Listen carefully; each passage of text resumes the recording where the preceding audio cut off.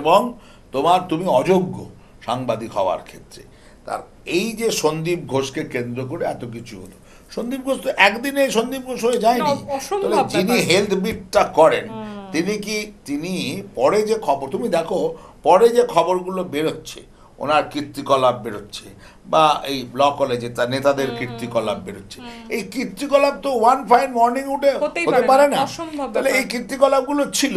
তাহলে যিনি health bit করছেন, যিনি এডুকেশন বিট করছেন, যিনি পুলিশ বিট করছেন, তিনি কি জানেন না? কিছু কিছু সাংবাদিকদের আমার বলতে দ্বিধা নেই, শৈলী কিছু কিছু সাংবাদিকরাও একটু গা বাঁচিয়ে চলেন। আমি বিতর্কের মধ্যে যাব না। আবার কিছু কিছু সাংবাদিক আছেন তারা সুযোগ নেন।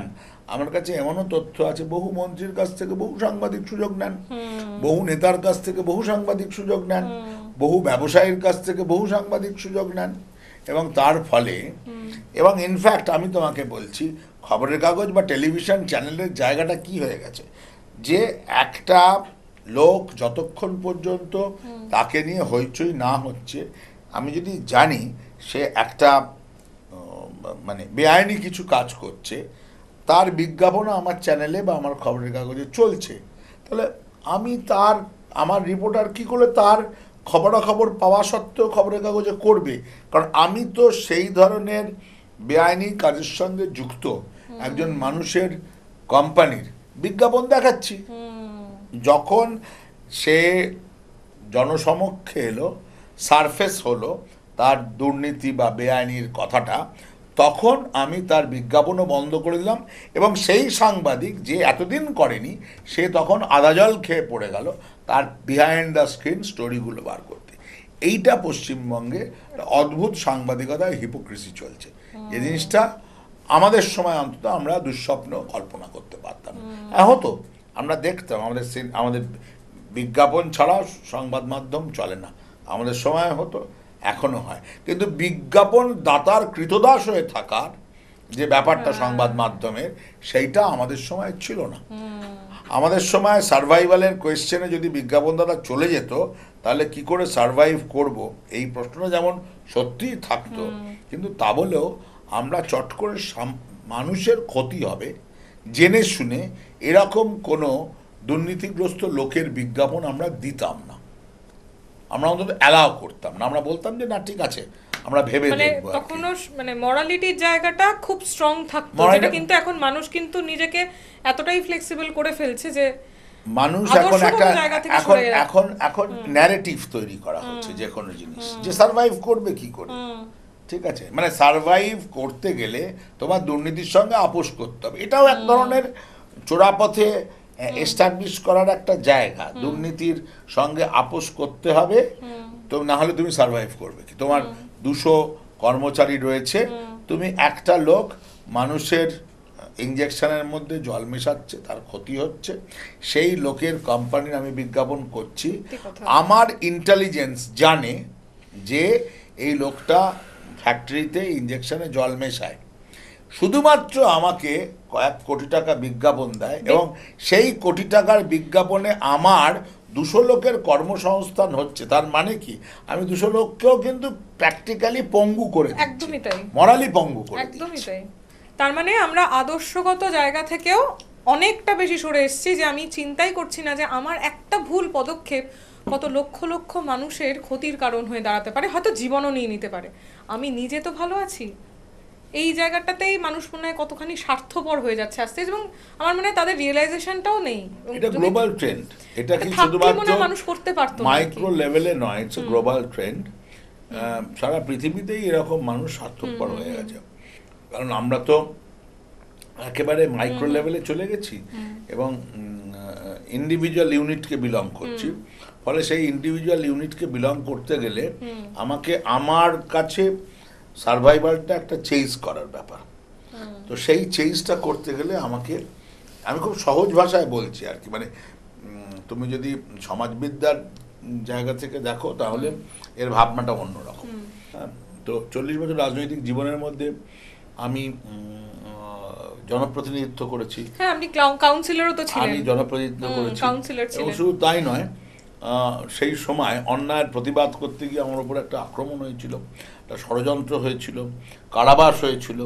এবং তাতে একটা জিনিসই শৈলী আমি বিশ্বাস করো, তারপরে আমি নীতি এবং আদর্শ এবং সততার জায়গাটা ধরে রাখতে পেরেছি বলে কিন্তু আমি আজকে মেন স্ট্রিমে আসছি।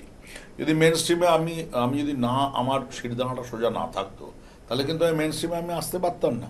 কারণ আমি প্রতিবাদ করে ফল ভোগ করেছি, এবং আমার বিরুদ্ধে যারা ষড়যন্ত্র করেছিল, তোমরা এখন কর্মা বলো, আমরা কর্মফল বলতাম,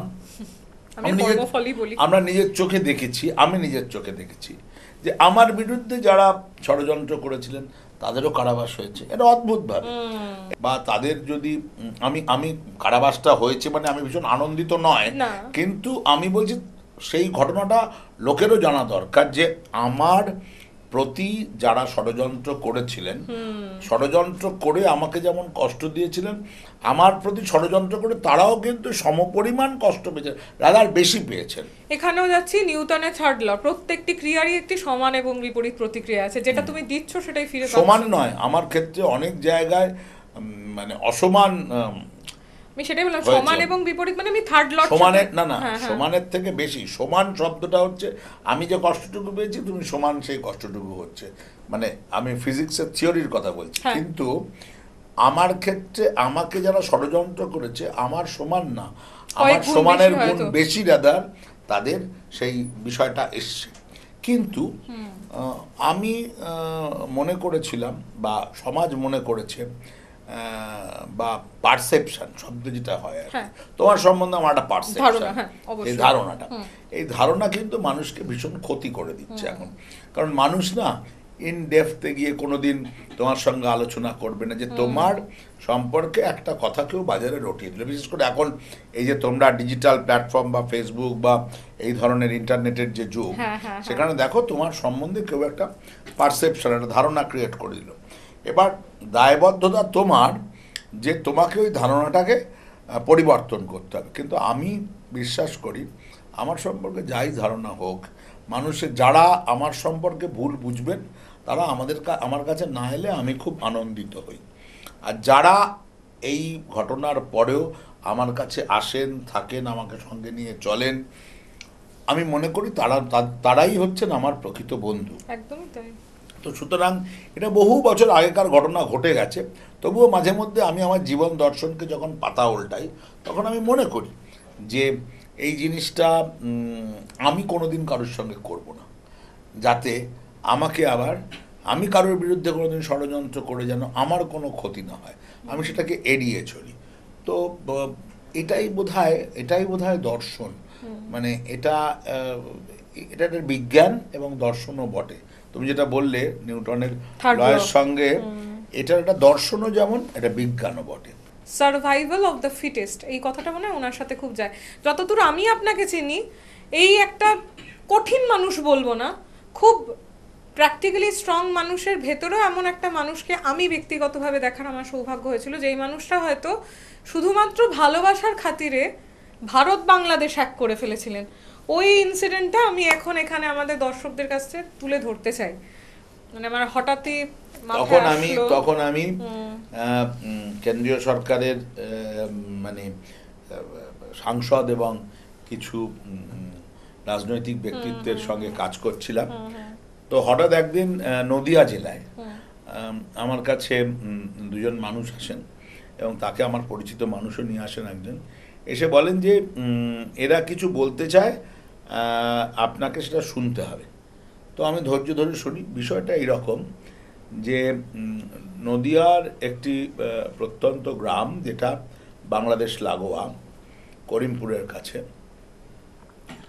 সেখানে একটি ছেলে থাকতো। সেই ছেলেটি ইনফ্যাক্ট তারই পরিচিত এক বন্ধুর বাড়িতে বাংলাদেশের একটি মেয়ে এসেছিল, এবং তাদের পরিচয় হয়, প্রেম হয়, এবং তাদের বিয়েও হয়ে যায় খুব অল্প সময়ের মধ্যে, এবং তারা একসঙ্গে বসবাস করতে শুরু করে। এবং এই এর ছেলেটি কিছু বলবে বোধহয়, কাটবো, কে বলবে? ওকে তুমি হাত দেখালে ঠিক আছে, হয়ে গেছে, ঠিক আছে, অসুবিধা নেই, চলুক চলুক, এই গল্পটা হবে, যাবে যাবে, এটা যাবে। তো ওই করিমপুরে বাংলাদেশের সেই ছেলেটি বিয়ে করে থাকে একসঙ্গে, এবং বেশ কিছু বছর, 1-2 বছর পরে মেয়েটি বাংলাদেশে যায়, এবং এই ব্যাপারটা হচ্ছিল যেরকমভাবে তোমার পাড়াপাড়গুলো হয় আর কি বেআইনিভাবে, সেই পাড়াপাড়ের ঘটনা। তো মেয়েটি বাংলাদেশে ফিরে যায়, বাংলাদেশে বাপের বাড়িতে দিয়ে, তারপরে আর সে বাংলাদেশ থেকে আর ভারতে আসতে পারছে না। এবার ছেলেটিও যোগাযোগ করে, কিন্তু কোনোভাবেই তাকে নিয়ে আসতে পারছে না।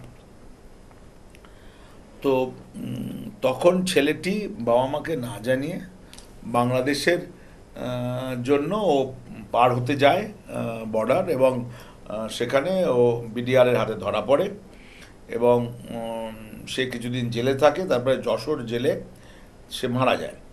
এবার যশোর জেলে যখন মারা যায়, তখন এদেশে খবর আসে যে এরকম যশোরের জেলে মারা গেছে।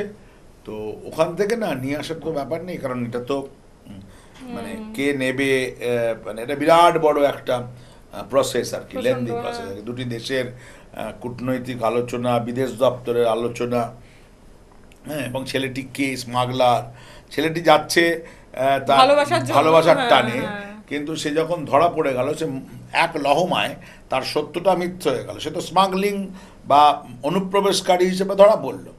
ফলত তার কিন্তু সত্যিটা আর প্রকাশ পেল না, সে জেলে চলে গেল, মারাও গেল।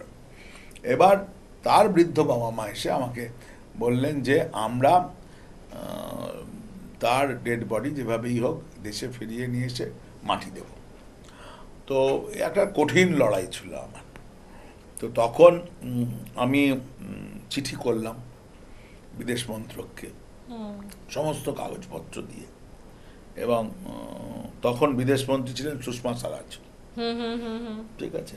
তো উনি উত্তর দিলেন, এবং আমি কলকাতায় ডেপুটি হাই কমিশনে যোগাযোগ করলাম, যেহেতু এটা পশ্চিমবঙ্গের কলকাতা ডেপুটি হাই কমিশন বাংলাদেশে। তিনি বললেন আমি কিছু করতে পারবো না, আপনি যদি আমরা বাংলাদেশ, আপনি যেটা বলছেন আমি বাংলাদেশ সরকারকে পাঠাবো, তো আপনি দিল্লিতে গিয়ে হাই কমিশনের সঙ্গে দেখা করুন। আচ্ছা। তো আমি দিল্লি গেলাম। এটা কিন্তু মানে আমি যে বলছি এত সংক্ষিপ্ত সময় নয়, কিন্তু আমি জানি সেটা। এবার আমি দিল্লি গেলাম। দিল্লিতে গিয়ে আমি পরিবার নিয়েই আমি দিল্লিতে গেলাম, এবং হাই কমিশনের সঙ্গে অ্যাপয়েন্টমেন্ট করে তার বাড়ি গেলাম। আমার মনে আছে তার নাম হচ্ছে মাসফি বিনতে শামস। উনি বাংলাদেশের মহিলা, এবং উনি বোধহয় পরিণয় সূত্রে ইটালিয়ানকে বিবাহ করেছিলেন। তো উনি থাকছেন, কিন্তু অসম্ভব ভালো বাংলায় কথা বলেন, এবং তার বাবা কলকাতার ভীষণ ভক্ত। তো কলকাতার মিষ্টি ইত্যাদি নিয়ে বেশ আমার সঙ্গে তার বাড়িতে অনেকক্ষণ আলোচনা হলো, একটা পারিবারিক আড্ডার মধ্যে। তো আমি বললাম যে আপনাকে এই বিষয়টাকে দেখতেই হবে। আমি কথা দিয়ে এসেছি নদিয়া জেলায় যে ওর বাবা মাকে আমি ডেড বডি ফিরিয়ে দেব। তো একেবারে নাকচ করার আগে আপনি এটা একটু কথা বলুন। তো বললে বিশ্বাস করবে না, তো উনি কথা বলেছিলেন, দু দেশের বিদেশ দপ্তরে কথা হয়েছিল, এবং প্রায় 3 মাস পরে আমার কাছে খবর আসে যে ডেড বডি হ্যান্ডওভার করা হবে, এবং ওই বেনাপোলের ওখানে, এবং পরিবারকে নিয়ে যেতে বলা হয়েছিল। তো আমি যাই বেনাপোলে, ওই পরিবারের সঙ্গে ডেড বডি রিসিভ করি, এবং করিমপুরে ওরা জানাজা নামাজ দিয়ে ওরা মাটি দেয়। আমি মনে করি যে তুমি যদি কোনো বিষয়ে লেগে থাকো শৈলী, সেই যুদ্ধে জয়টা অনিবার্য। এটা বিরাট বড় ঘটনা, মানে এটা তোমার ইচ্ছে করলে একটা ওটিটি সিরিজের মতো হয়ে যাবে স্টোরিটা, কিভাবে সে প্রায় 1 বছর আগে মনে হয় ঠিক এরকম টাইমেই। তো সেই রকমই এরকম অনেক টুকরো টুকরো ঘটনা আমার জীবনে আছে, যেটা সাংবাদিকতা, রাজনীতি, প্রশাসনের সঙ্গে থাকা সব মিলিয়েই অভিজ্ঞতাগুলো রয়ে গেছে। এবার যেই কথাটা না বললেই নয়, অনিন্দ্য চট্টোপাধ্যায় এবং নব বাংলা পরিষদ, এইটা না হলে এই সেগমেন্টটাই পুরো, আমার কাছে তো এই সেগমেন্টটা অনেকটাই অজানা থেকে যাবে। তার আগে একটা ছোট্ট প্রশ্নে আসি, যে সাংবাদিক রাজনীতিবিদ অনিন্দ্য চট্টোপাধ্যায়, একবার যাচ্ছি 1 2 3 স্টার্ট। আরেকটা প্রশ্নে তার আগে আসি, সেটা হচ্ছে যে সাংবাদিক অনিন্দ্য চট্টোপাধ্যায়, রাজনীতিবিদ অনিন্দ্য চট্টোপাধ্যায়, কাকে বেশি নম্বর দেবেন? এই মুহূর্তে সাংবাদিক অনিন্দ্য চট্টোপাধ্যায়কে নাম্বার দেব, কারণ আমি সাংবাদিক অনিন্দ্য চট্টোপাধ্যায় হয়েই আমি সংসদীয় গণতন্ত্রে প্রবেশ করেছিলাম। রাদার সংসদীয় গণতন্ত্রে প্রবেশ করার পর তো আর কেউ সাংবাদিক হতে পারে না। কিন্তু ভেতরটা সাংবাদিকই। হ্যাঁ, অবশ্যই, কারণ সত্তা ওটাই। হ্যাঁ, ওটাই সত্তা, এবং ওটাই আমাকে অনিন্দ্য চ্যাটার্জি করেছিল আর কি। এবং এই প্রশ্নটা, যেই প্রশ্নটাতে আমি আগেও গেছিলাম এবং মাঝপথ দিয়ে হঠাৎ করে এই প্রশ্নটা আমি করে ফেললাম, অনিন্দ্য চট্টোপাধ্যায় এবং নব বাংলা পরিষদ। দেখো শৈলী, পশ্চিমবঙ্গের জনবিন্যাস ক্রমশ বদলে যাচ্ছে। দার্জিলিংয়ে আমি গিয়েছিলাম মাসখানেক আগে।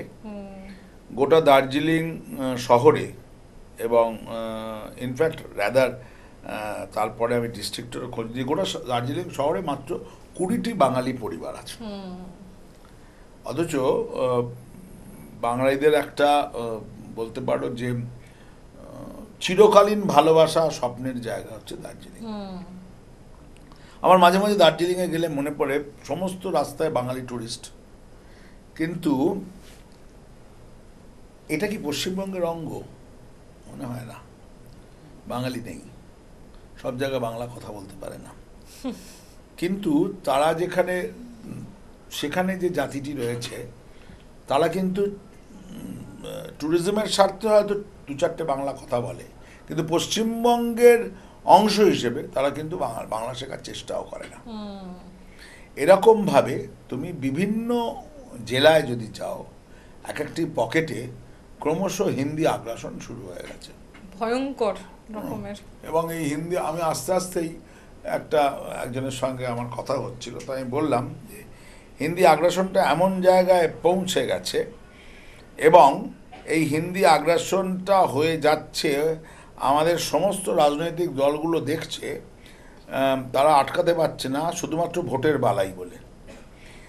সে তৃণমূলই বলো, বিজেপি বলো, কংগ্রেসই বলো, সিপিএমই বলো, তারা ভোটের আগে আগে ঠিক করে নিচ্ছে যে ভাটপাড়া, টিটাগড়, জগদ্দল, কাঁকিনাড়াতে বিহারি কত, ইউপির লোক কত, উর্দুভাষী মুসলিম কত, বাঙালি কত, আমার কতটা ভোট কে দেবে। হ্যাঁ, আমি যদি যে কমিউনিটিগুলোকে ধরলে আমি ভোট পাবো, আমি সেই জায়গায় গিয়ে ছট পুজোও করে দিচ্ছি, আমি দশেরাও করছি, আমি দিওয়ালিও করছি, বাঙালিও করছি, আমাকে রাখতে হবে।